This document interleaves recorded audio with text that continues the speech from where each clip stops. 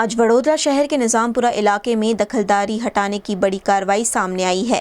अतिक्रमण विभाग की टीम ने पुलिस बंदोबस्त के साथ निजामपुरा, पेंशनपुरा, टीपी 12, शेरोन पार्क क्षेत्र में कार्रवाई करते हुए 9 मीटर रोड पर किए गए अतिक्रमण को हटाया।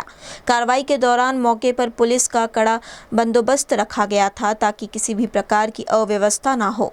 अतिक्रमण विभाग की टीम ने सड़क पर आ रहे अवैध कब्जों को तोड़कर रास्ता पूरी तरह से साफ किया।